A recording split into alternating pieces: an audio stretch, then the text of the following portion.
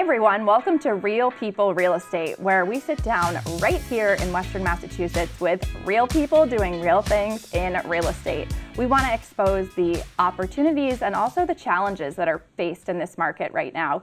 So today I'm with a really special guest, Erica Swallow. Thank you for being here. I'm going to take a little cheat and look at my phone because your bio and experience and expertise is unbelievable. I actually learned a lot, even though we have known each other for a little bit when I was going through. So super impressive. So Erica is, well, what I know you from, licensed real estate agent, serving Western Massachusetts, Northern Connecticut, Southern New Hampshire, also co-founder and co-lead of the Turnberg Swallow team with Coldwell Banker Western Mass. And over 300 million transactions and guided more than 1,000 clients toward their homeownership goals, which is amazing. Continuously ranked in the top accolades of everything across the board. I'm just going to leave it there. And beyond homes and real estate, your background is in really storytelling, marketing, advertising, some amazing work that we can definitely get into as we have time here. And you also have a couple of other businesses. Jewelry business and also a marketing business too. So can't wait to dive into this. And in addition to the real estate, multiple entrepreneurship avenues, also multiple degrees, MIT, NYU, and Simmons. So, I mean, hey, anybody that's listening right now, if that's not enough to intrigue you, I don't know if I've ever met anybody more well-rounded and well-educated, and this is exciting. Thank you. Yeah, I always have felt like a hobby hopper. So I love that. Yeah, I kind of identify as a hobby hopper. So that's perfect. But I've, sort of found my thing with real estate, luckily. So. Yeah, that's awesome. How long ago, by the way, did you start in real estate? 4 years. Okay. Yeah, 2021. Interesting time to start. Yeah, it was. So I had moved from the Boston area to Western Mass, and that's a story in and of itself. Yeah. But my remote job that I brought actually was going to be relocating me back to Eastern Mass, and I decided I didn't want to do that. That I had set down my roots here in Western Mass, and I was done, and we're sticking here. So I spent another year consulting with a education company out of California I had previously worked with. And during that year, I decided, what do I really want to do? And having had some successes in real estate through purchasing my mom actually a couple houses. Okay. I saw the appreciation that happened there. And also just the process of purchasing those houses was really exciting, and there was a lot to it. So I decided to get my real estate license and started practicing full-time real estate in 2021, though it is true that at that time I still had my two businesses going, Edith and Astor, the jewelry, vintage jewelry business, and Southern Swallow, my marketing firm. And those are really, have been since, they're now dormant. I said I need to focus, and I focus 100% on real estate now. Yeah, wow. But all of the expertise that you have from running, opening, starting, growing those businesses, I imagine, translate really well into the real estate my world. entire career, as you mentioned, was in marketing. I started my career at the New York Times as the first social media intern there, and I was working within the marketing department at the New York Times, so what better place to learn storytelling than at the place that chooses what's fit to print. And that experience going from intern to then a consultant there, and then popping off and having my own firm actually out of that, where I was doing 50% freelance writing and 50% marketing consulting, working with many startups and figuring out their content strategies and marketing strategies, and then web development strategies. So it was kind of my career in marketing really evolved over the years into different disciplines. All of that has helped me in my own entrepreneurial journey, and specifically in real estate, because the real estate world, as far as being an agent, is all about storytelling, especially from the listing perspective. Wear so many hats. Yeah, I am all about making sure when I'm listing properties, telling the unique story of that property. I create, home histories for my historical properties, or for luxury properties, or really a lot of my properties. I'm creating upgrades and improvements lists that go far beyond what you'd typically see. I like to emphasize the unique qualities of each property. Is it near water? Is it near a big park? Is it, what do they have? What have they developed in this place, whether it be on the outside in their gardens, or did they do something really unique on the inside? I want to emphasize that, and all of that really developed over those years of storytelling. Yeah, so you're drawing on that experience. And you've sent me some beautiful pieces, and we have some of them here too, examples of the marketing that you put out, and also your writing, and you are constantly contributing to different publications in the area. So what do you feel like drew you in also to this kind of niche you mentioned around historic buildings? Yeah, so when I moved out to Springfield from the Boston area, I was trying to decide what was it that I really wanted out of a home. So my whole adult life I had rented. I went from, I have 3 degrees, so that entails a lot of moving, from New York and Boston, and I also, in all of my adult life from 18 to like 30-something, the early 30s, I had basically ping-pong around America, living, starting in Arkansas. I moved to New York, then I moved to Boston, back to Arkansas, California, then back to Boston. Okay. So I kept getting pulled back to Massachusetts, and I thought, there's something here in Massachusetts. Something's calling you. Something's calling me. But it wasn't until I was deciding I would really like to purchase a home and set down roots somewhere, because this like tumbleweed life is a lot of fun. Yeah. And I'm basically, I had felt like I was chasing my career. Wherever I would get a job, like whatever state, it doesn't matter, I would go there. And finally I wanted to set down roots, and that's when I first came to Western Mass. I saw a listing for a home in Forest Park in Springfield.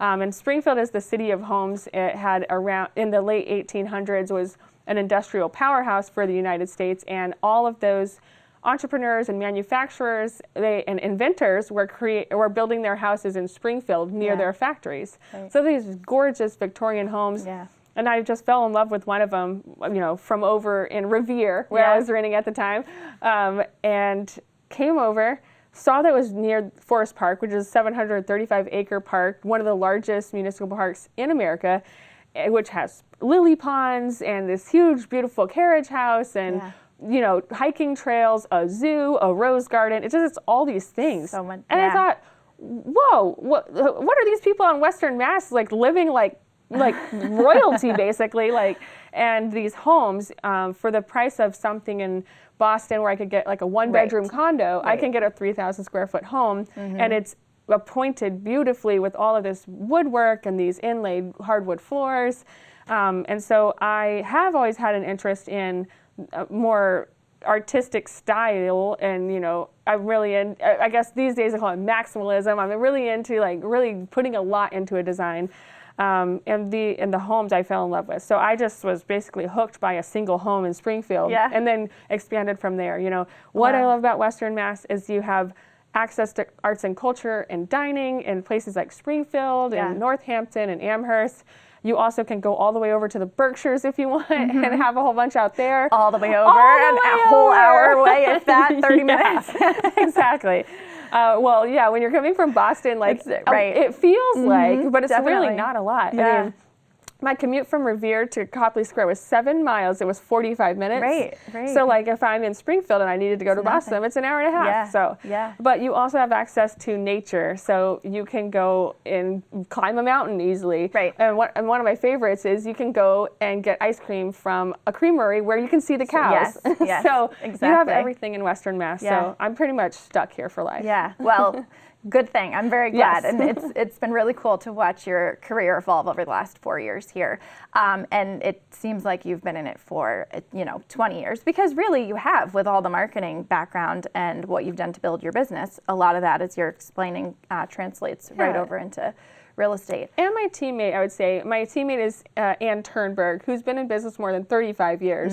And she has been an anchoring factor for me to have her level of experience and breadth of knowledge as my team co-lead has been wonderful. We have 2 teammates now, and we all kind of we meet on a regular basis and pull together our knowledge. So when you have a team like you do, you have that ability for everyone to come together and say, what are you seeing out in the market? What are you learning? What strategies are you using for your buyer's offers? Or what are you thinking right now this week as you're listing that property? Because I'm listing one, and I want to know what are you kind of seeing with the buyer reactions, or what are your sellers expecting, et cetera. Which is a perfect segue, because I want to know from you, what are you seeing in the market now? And I have found it so interesting because some studies show that people are leaving the area, some are showing that people are coming into the area.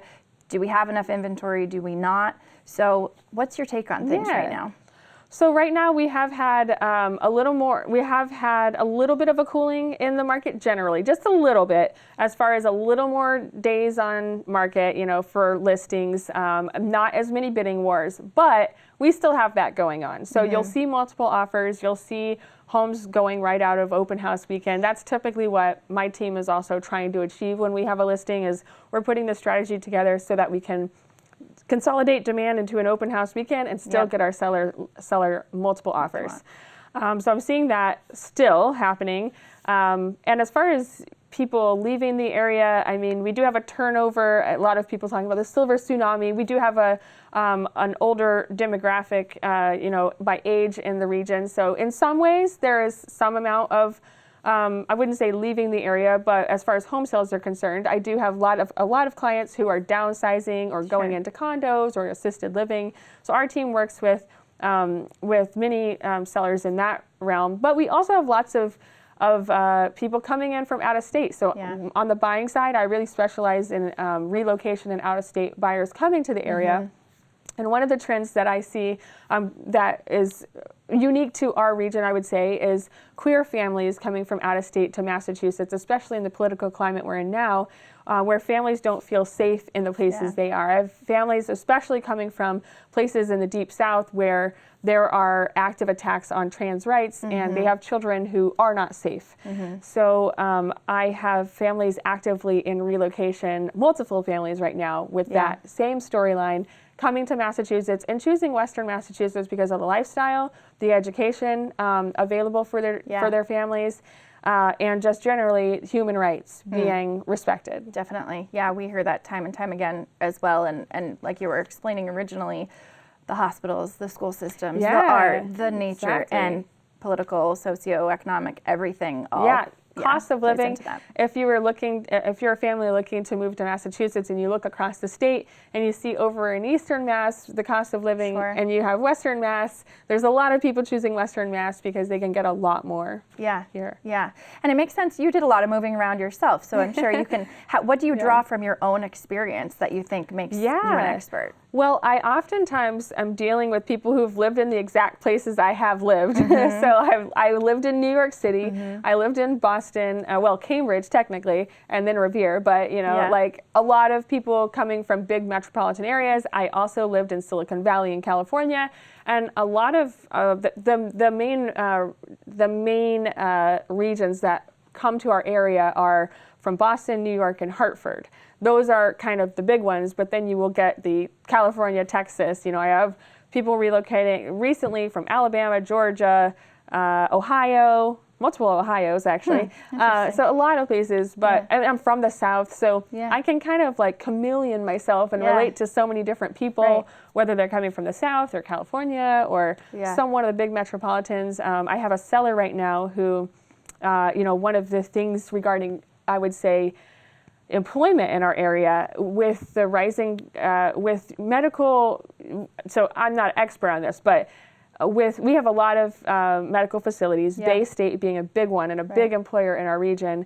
And I have multiple Bay State clients who work at Bay State who are now fearing for their job because of restructurings and the way that, hospitals get compensated. So I have, and people choosing to actively relocate to other locations and different providers who have different structures, whatnot. But I have one who's looking over the next year, thinks, they may lose their job. So, and they've been kind of given notice that in the next year, we don't know if your job's going to be around. And I have another at Bay State who was in a position there, but has decided to go back to New York City to take on another position. So there are big employers, which really, what's happening at those places matters because that affects the housing market. When we have a big employer who's shifting a strategy or changing, losing jobs, getting jobs, relocating, lots of different things. Like with the Lego Right. Lego is another one where they're like, oh my gosh, all of those people are going to be relocating potentially. Sure. Yeah, and I know you're big on data and trends and following all of this that happens in the market. So are you seeing, when you're covering, Connecticut, Massachusetts, all the way up into New Hampshire, are you seeing the same relocation type trends throughout that entire area, or? No, it is very, I would say there can be a general look. So when we have people coming from out of state, they don't tend to look at a specific town. They look at a region. And so in one way, there is a lot of, I say because buyers think regionally in that way often, they say we want to move to the Springfield or the Northampton or the Amherst area. Right. And then they get to this area and they actually have to do a lot of driving around and researching and going to cafes and thinking about where the grocery store is. And so for my practice on the buying side, part of my value add for buyers is that I will go to all those places with you. I will spend an entire weekend showing you around and seeing houses in Amherst and even crossing the line. New Hampshire is not as common. Most people are looking between Connecticut and Massachusetts. Okay. Sometimes they bop up, above, or into Vermont is actually more common. Okay. So I have a teammate, Lauren Niles, who covers Vermont. Oh, great. So when people are looking more up there, she'll be someone who will cover that search a little more because that's more of her region.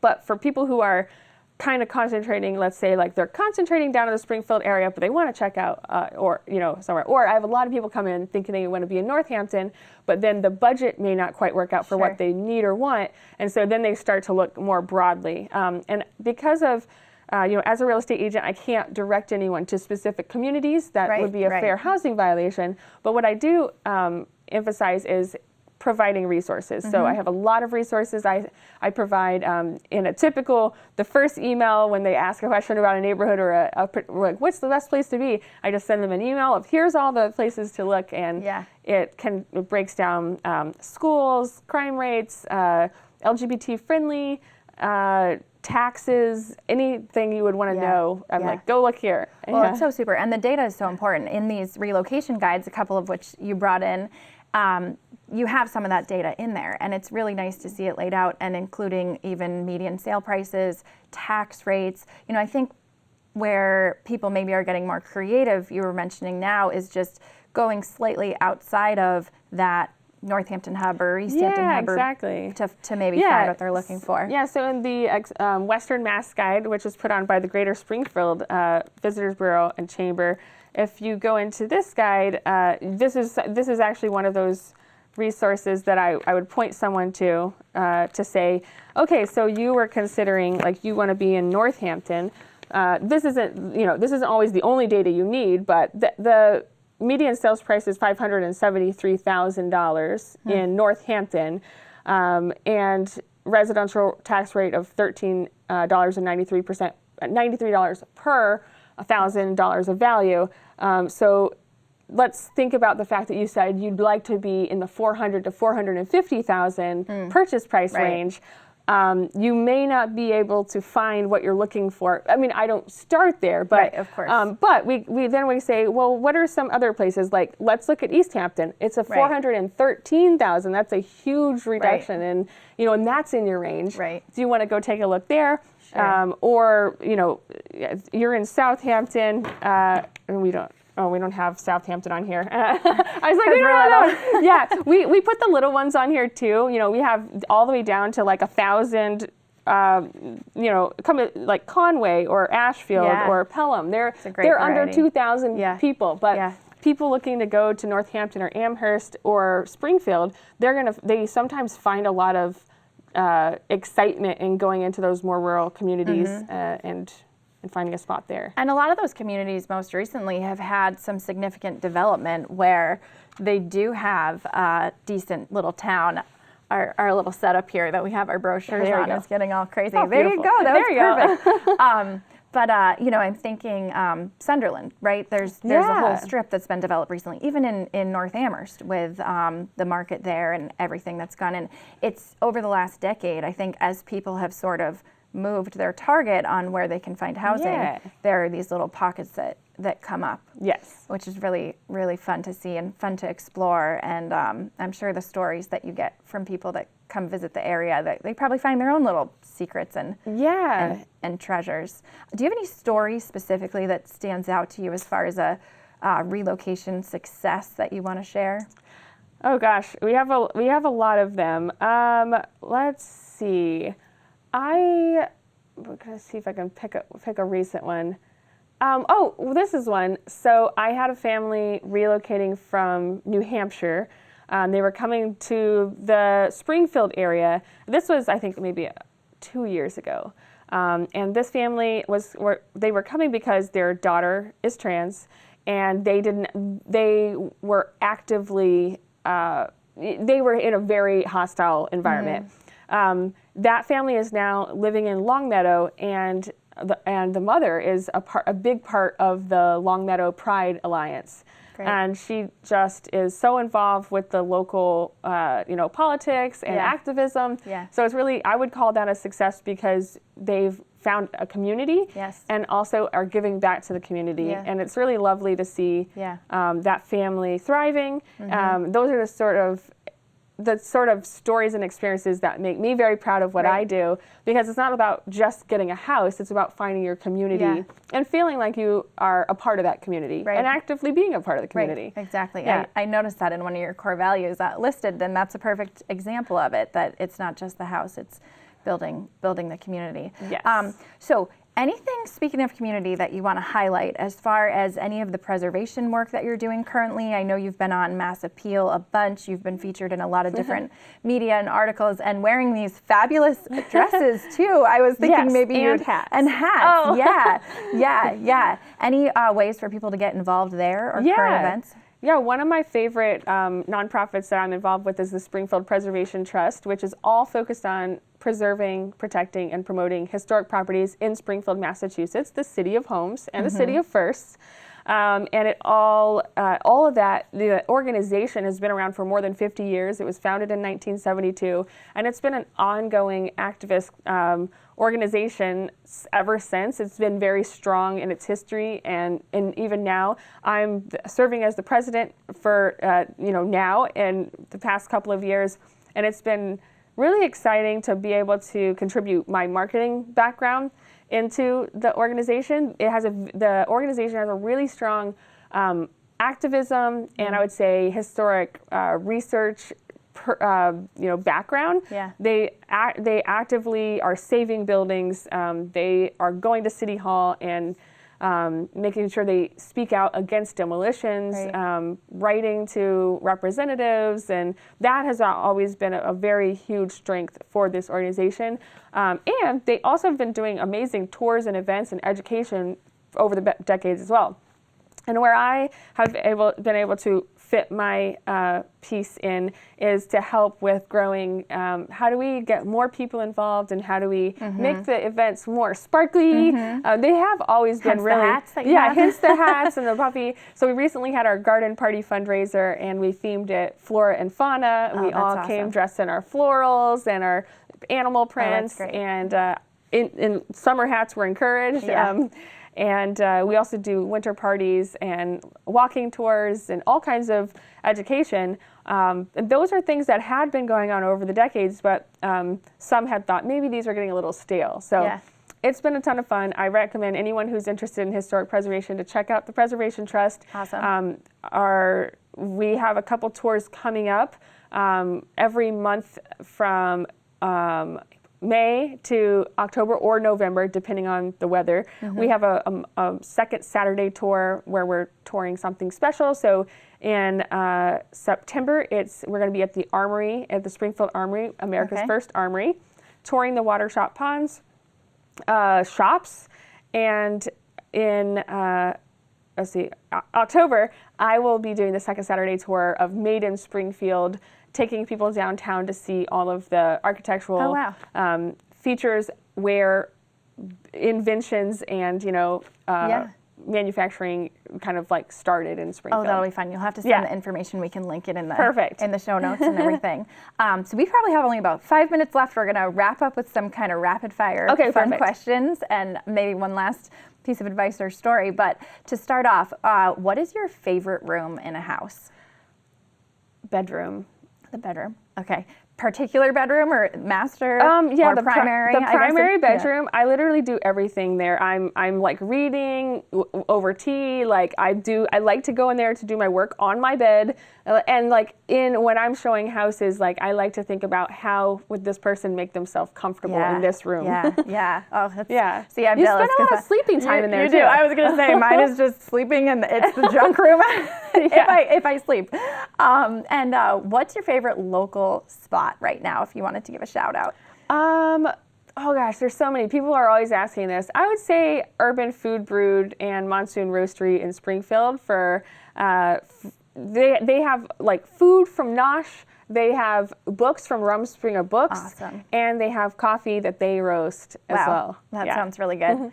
If you think way back to your first memory ever of owning a home, little Erica, do you remember when you realized people actually owned their homes? When I was a little baby. Okay, let me see. Actually, yeah, I think I grew up in a trailer most of the time, and trailers are unique because they get pulled and parked, and my family purchased a trailer. It got pulled and parked. Like I literally recall that set scenario. Yeah. Wow. I think that was it. And we did rent for a while. And I remember my other one is actually a negative experience. It was like my best friend in third grade said, "My house is bigger than your house." And she came over for playtime. Sure. And it wasn't a big deal. It was the biggest house. It was a brick house. It was probably like a 3-bedroom, 1-bathroom that we lived in. It felt really special to you. It felt special to me, given that I had grown up in a trailer. But her house really, truly was bigger and more spectacular. Sure. But it hurt my heart. And in that case, I know we didn't own that house. Right. She owned hers. So can go both ways. Get the sense, definitely. Yeah. Any last piece of advice, wisdom, stories for folks that are wanting to develop their real estate goals right here in Western Mass?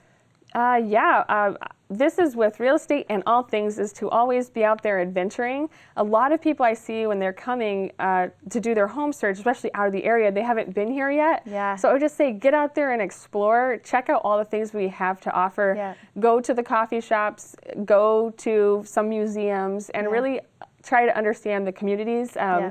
Whether you're local or not. I think that also happens on the local side. Yeah. People who grew up in one town and then they realize, I'm open to going anywhere. Right. Make sure that you're going out and seeing what life is like in those towns. It's really the thing that makes living exciting. Yeah, I love that. Always be adventuring. Yes. Perfect. Well, thank you so much, Erica, for Thank you chatting for today. Yeah, it was a lot of fun.